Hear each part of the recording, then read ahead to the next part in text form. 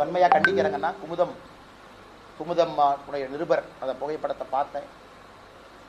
அதனாலதான் நம்ம செக்யூரிட்டியே கொடுத்தோம். நீங்க லாஸ்ட் டைம் கேட்டீங்க எதுக்கு சென்ட்ரல் செக்யூரிட்டி கொடுத்தீங்க அந்த பஞ்சாயத்து வரக்கூடாதுன்னு. அதனால தயவு செய்து சென்ட்ரல் கவர்மெண்ட் செக்யூரிட்டி சிஆர்பிஎஃப் பயன்படுத்துங்க. ஹைலி ட்ரெயின்டு, ரொம்ப நாசூக்கா நாகரிகமா நடந்துக்குவாங்க. அவங்கள விவிஐபி பெட்டாலியன்ல இருந்து வர்றாங்க. இந்த சிஆர்பிஎஃப் செக்யூரிட்டி யாரு நம்முடைய சகோதரர்கள் வர்றாங்களோ அவங்க ஸ்பெஷலி ட்ரெயின்டு. ஒரு கிரௌடை ஹேண்டில் பண்ணணும், அதே மரியாதையோடு நடத்தணும், வரக்கூடிய மக்களுக்கு மரியாதை கொடுக்கணும், பத்திரிகை நண்பர்களுக்கும் அந்த மரியாதை சுதந்திரம் கொடுக்கணும் அப்படிங்கிற ட்ரெயின் ஆனவங்க. அதனாலதான் உங்களுக்கு அது கொடுத்துருக்கனால நான் பவுன்சர்ஸ் எல்லாமே நான் தவறா சொல்லலை, அவங்களுக்கு தெரியாது, செய்தியாளர்களாலும் கூட சில இடத்துல தெரியாதனால இது வன்மையா கண்டிக்க வேண்டிய விஷயம். அதனால தயவு செஞ்சு கவனம் கொடுங்க. ஏன்னா நீங்க பத்திரிகைங்கிறீங்க, பத்திரிகை வரணுங்கிறீங்க, முதலா வரணுங்கிறீங்க. பாரதிய ஜனதா கட்சியும் முதல் நிகழ்ச்சி பத்திரிகையாளர் சந்திப்பு நடத்தி தான் பிள்ளையார் சொல்லி போட்டு தான் கட்சி அலுவலகத்தையே நம்ம திறந்து வைக்கிறோம். அந்த அளவுக்கு பத்திரிகையாளர் மீது நம் நம்பிக்கை கொடுக்கும் பொழுது, மரியாதை கொடுக்கும் பொழுது நம்முடைய நடத்தையும் அப்படி இருக்க வேண்டும் என்று சொல்லிக் கொள்கிறேன். அடுத்தது இன்னைக்கு தமிழக வெற்றி கழகம் அவங்களுடைய 2வது ஆண்டு துவக்கத்துல விழா நடந்திருக்கு. சகோதரர் விஜய் அவர்கள் பேசும் பொழுது மத்திய அரசு மாநில அரசு ரெண்டையும் குறை சொல்லியிருக்கிறாங்க. வாட் ப்ரோ, ஒய் ப்ரோ, ஏன் ப்ரோ, நீங்க உங்களுக்குள்ள எல்கேஜி பசங்க மாதிரி சண்டை போட்டுக்கிறீங்க. நான் விஜய் அவர்களை கேட்கிறேன், practice what you preach bro, why bro telling lies.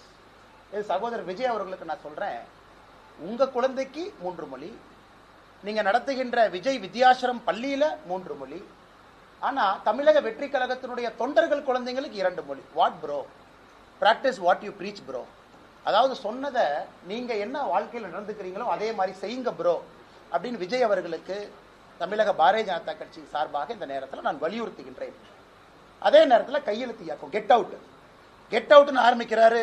Prashanth Kishore Vijay அவரை பார்த்து கெட் அவுட்னு அவரே சொல்றாரு. இதை விட ஆச்சரியம் இந்தியாலே பார்த்ததில்லை. கெட் அவுட் ஆரம்பிச்சு ஒரு நிமிஷத்துல அருமை அண்ணன் பிரசாந்த் கிஷோர் அவர்கள் பக்கத்தில் இருக்கிறாங்க. எல்லாம் கெட் அவுட்னு கையெழுத்து போடுங்க.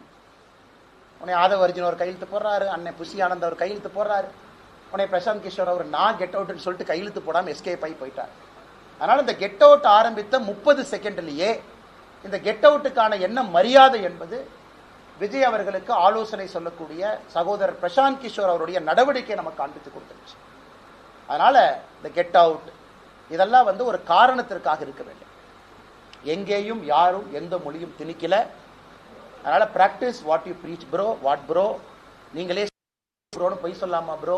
அதனால அருமை சகோதரர் விஜய் அவர்கள் இதை செய்ய வேண்டாம் என்று அன்போடு வலியுறுத்தி, அதன் பிறகு பத்திரிகை நண்பர்களுக்கு கேள்வி இருக்கும். கேள்வி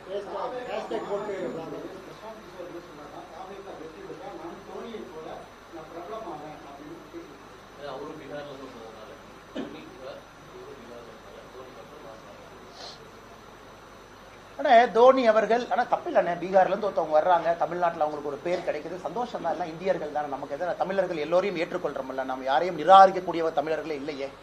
தமிழ்நாட்டுக்கு நல்லது யாரு பண்ணாலும் ஏத்துக்கிறோம். பிரசாந்த் கிஷோர் அண்ணுக்கு ஒரே ஒரு கேள்வி, ஏனே டிஎம்கே கொண்டு வந்து உட்கார வச்சுங்க, நீங்க இவ்வளவு பேச்சு பேசுறீங்க, நானும் தோனியை போல் புகழ் பெற வேண்டும், நானும் பீகார் ஜார்க்கண்ட்ல இருந்து வந்திருக்கேன்னு சொல்ற பிரசாந்த் கிஷோர் அண்ணன் எதற்காக திராவிட முன்னேற்ற கழகத்தை கொண்டு வந்து ஆட்சியில் அமர்த்தீங்க? அதற்காக மக்கள் எப்போதும் உங்களை மன்னிக்க மாட்டாங்க, அது உண்மை. தனிப்பட்ட முறையில் உங்களுக்கும் எங்களுக்கும் என்ன பிரச்சனை? தனிப்பட்ட முறையில் இன்னொரு மாநிலத்திலிருந்து வர்றீங்க, தமிழ்நாடு நன்றாக இருக்க வேண்டும் என்று எந்த வேலையை நீங்க செஞ்சாலும், இந்தியாவில் யாராக இருந்தாலும் தமிழர்கள் திரும்ப அந்த மரியாதையை கொடுக்கத்தான் போறாங்க. கிளாசிக் உதாரணம் தோனி அவர்கள். மொழி தெரியாம வந்தாங்க, சென்னை சூப்பர் கிங்ஸ் ஆடினாங்க, முழு தமிழ்நாடும் நம்முடைய வீட்டு பிள்ளையாக ஏற்றுக்கொண்டிருக்கின்றோம். அதனாலதான் ஏற்றுக்கொண்டு நினைக்காதீங்க, நல்லது பண்ணுங்க, எல்லோரும் ஏற்றுக்கொண்டு.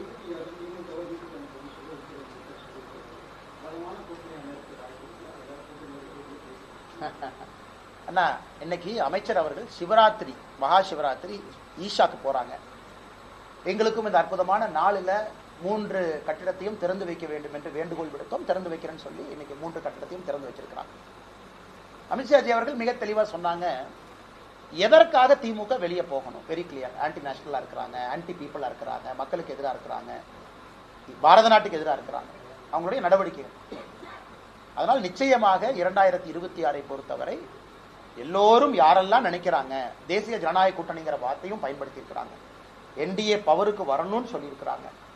ஆந்திரா உதாரணம் கொடுத்தாங்க, பல இடத்தை கொடுத்தாங்க. நிச்சயமாக நம்பிக்கை இருக்கு, தேசிய ஜனநாயக கூட்டணி ஒருமித்த கருத்துல இன்னைக்கு தேசிய ஜனநாயக கூட்டணி இருக்கு. இன்னைக்கு காலையில கூட நீங்க பாருங்க, அண்ணன் ஜி.கே. மணி அவருடைய இல்ல திருமண விழா நடந்து கொண்டிருக்கிறது.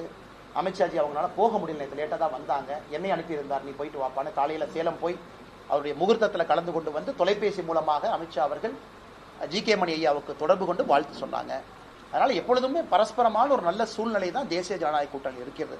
வருகின்ற காலத்தில் ஒருமித்த கருத்தோடு யார் வந்தாலும் இணைந்து நாங்கள் பயணிக்க தயார்.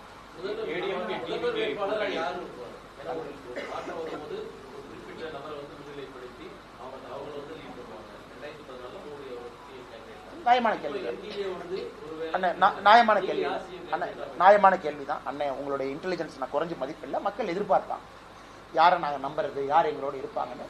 நேரமும் காலமும் இருக்கிறது. வரும்பொழுது கண்டிப்பாக நீங்கள் கேட்குற கேள்விக்கு நாங்கள் பதில் சொல்லணும். எலெக்ஷன் காலகட்டத்தில் சொல்லணும், எலெக்ஷனுக்கு முன்னாடி சொல்லணும். அதே நேரத்தில் பாரதிய ஜனதா கட்சி டெல்லியெல்லாம் நீங்கள் பார்த்துருக்கீங்க, பல இடத்துல கட்சி பிரதமர் அவர்களை முன்னிறுத்தி பிரதமருடைய ஆட்சியை கொண்டு வருவதற்காகத்தான் கட்சி பல இடத்துல போராடி கொண்டிருக்கின்றோம். அதுவும் பிஜேபியினுடைய மாடல். சரியான நேரத்தில் தலைவர்கள் பேசுவாங்க. இன்னொரு கட்சி அவங்க கூட்டணி அவங்க எப்படி பயணம் பண்ணுவாங்க அப்படின்னு நான் சொன்னா அது தப்பா போயிருங்கன்னா, அந்தந்த கட்சியினுடைய தனிப்பட்ட விருப்பு வெறுப்பு அவங்க முடிவு செய்யும். ஆனா இன்னைக்கு என்டிஏ இருக்கு, வலிமையா இருக்கு, ஸ்ட்ராங்கா இருக்கு, வளர்ந்துகிட்டு இருக்கு. எல்லாரும் பாசத்தோடு ஒன்றா இருக்கும். வருகின்ற காலத்துல ஒருமித்த கருத்தோடு நீங்க பாப்பீங்க என்டிஏ என்கின்ற வார்த்தை. ஆனா அது சொல்றதுக்கான நேரமும் காலமும் இன்னும் நிறைய இருக்கு. எலெக்ஷனுக்கு ஏதோ ஒரு காலம் இருக்கு. அதனால திமுகவை வீட்டுக்கு அனுப்பணும் தெளிவா சொல்லியிருக்கிறாங்க. என்டிஏ பவருக்கு வரணும் தெளிவா சொல்லியிருக்கிறாங்க. அதைத்தான் நம்ம எல்லோரும் சொல்லுகின்றோம். பாரதிய ஜனதா கட்சி இன்னைக்கு என்டிஏ நம்ம பார்ட்னர் ஸ்ட்ராங்கா இருக்கிறாங்க. அதனால வருகின்ற காலத்துல பாப்பீங்க. அண்ணா டைம் இருக்கு, நேரம் இருக்கு, காலம் இருக்கு. ஒருமித்த கருத்தோடு இருக்கணும். என்டிஏன் தான் சொன்னேன் மேடம். நானும் என்னோட பேச்சுல என்டிஏன் தானே மேடம் சொன்னேன். ஏன்னா 2024 நம்ம என்டிஏன் தானே சொன்னோம். ஏன்னா 2024 என்டிஏ இருந்துச்சுல்லங்க. 2024 லோக்சபா என்டிஏ இருந்துச்சு. 2026 என்டிஏ இருக்க போகுது. இப்ப நீங்க கேட்கிற கேள்வி என்டிஏல யார் இருப்பாங்க, அதான் உங்களுடைய கேள்வி. என்டிஏல யார் இருப்பாங்க? நேரம் காலம் வரும்போது நாம் பேசுவோம்.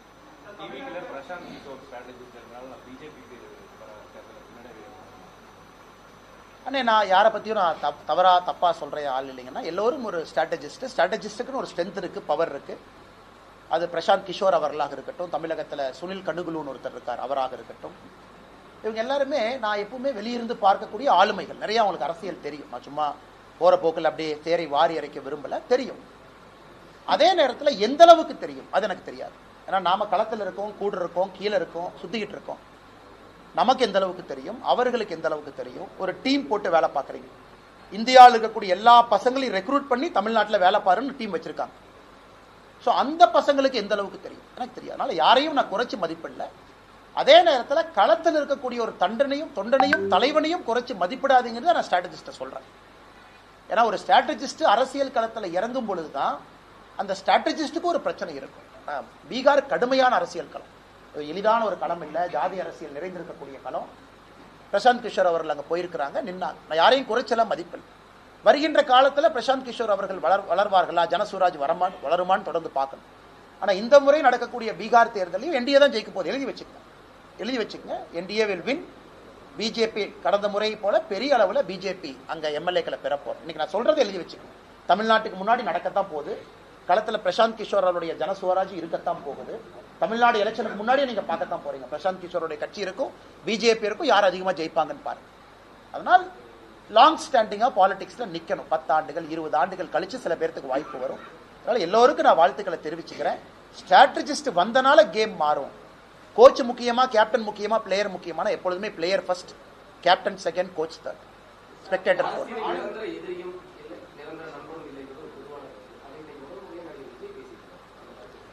ஆனா நிரந்தர எதிரியும் நிரந்தர நண்பனும் இல்லை அப்படின்னு ஒரு பக்கம் சொன்னாலும் கூட, ஒரு கட்சி கொள்கை அடிப்படையில் இருக்கக்கூடிய பாரதிய ஜனதா கட்சிக்கு எதிரி இருக்கிறாங்க. அதில் எந்த மாற்று கருத்தும் இல்லை. அப்படி சொல்லும் பொழுது நாங்களும் காங்கிரஸும் இன்னைக்கு எதிரியா இருக்கோம், நாளைக்கு நண்பாக முடியுமா? வாய்ப்பே இல்லை. ஏன்னா நம்முடைய சித்தாந்தங்கள் வேறு வேறு. மக்கள் பார்த்து ஓட்டு போடுறாங்க. அதே போல நாங்களும் பல கட்சிகளும் ஒன்றாக இருக்க முடியுமா? இருக்க முடியாது. சில இடத்துல காம்ப்ரமைஸ் பண்ணி ஒரு நாட்டினுடைய நலனுக்காக அது நடந்திருக்கு. 99 2004 என்டி ஆட்சி, அடல் பிஹாரி வாஜ்பேயினுடைய ஆட்சி நடந்திருக்கு இல்லைன்னு நான் சொல்லல. அதனால் நிரந்தர எதிரி நிரந்தர நண்பன் அப்படின்னு சொல்லக்கூடியது எல்லா இடத்திலும் பொருந்தாது என்பது என்னுடைய கருத்து. நன்றி.